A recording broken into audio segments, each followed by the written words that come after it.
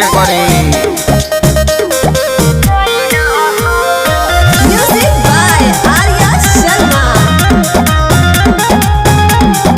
और सुनी सुनावा गलिया से वो समझ के कटला चाचला तो ठला ले।